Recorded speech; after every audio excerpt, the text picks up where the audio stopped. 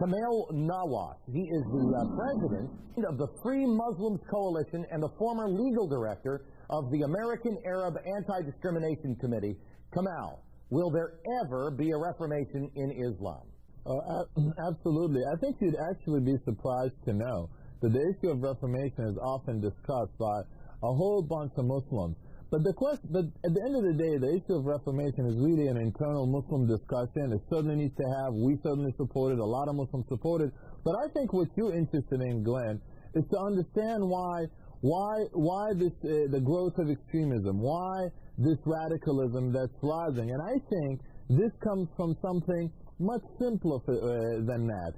Over the last 20 or 25 years, we have seen a rise of what I call political Islam, and that is a political ideology that's mixed with religion that rejects secularism, rejects the secular state based on the belief that religion and politics must be mixed and that the state should enforce God's rules. The problem with this type of ideology, as history has shown us, as you mentioned in Europe and so on, these types of government, where government takes it upon themselves to enforce God's rules, they never work. They are inherently compulsive, inherently unfair, inherently unjust, and even if you're a benevolent person, if you believe that what you're doing is somehow furthering the will of God, you tend to justify a lot of things, a lot of bad things. We had this, I mean, if you look back in history with the Christians, we had the same exact situation with Constantine. That's why he cobbled everybody together. He was trying to build an army for political purposes.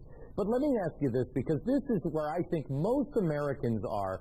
They see Islam, they know Muslims, and they say, you know what, I know a Muslim and he's a nice guy and everything else, but they're not sure because people won't stand up. In 2005, you held a march against terror, and let's be honest, not a lot of people showed up. Why? You're a Muslim, explain it. Well, it's very easy, because after 9/11, unfortunately, many of the Muslim organizations in this country, rather than recognize that we have a problem with extremism and trying to deal with it, since we are the only ones who can deal with it, instead they took the role of victimization and took the role of saying, of calling anyone who notices the obvious that we have a problem with extremism.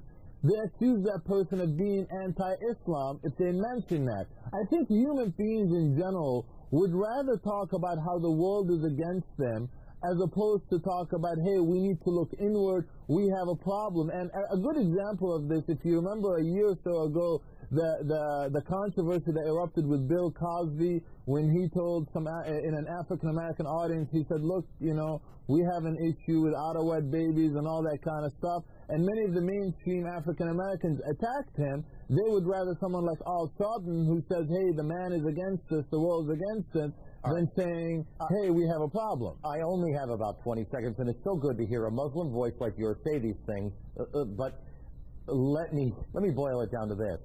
You don't have your name of your organization on the buildings that you're in.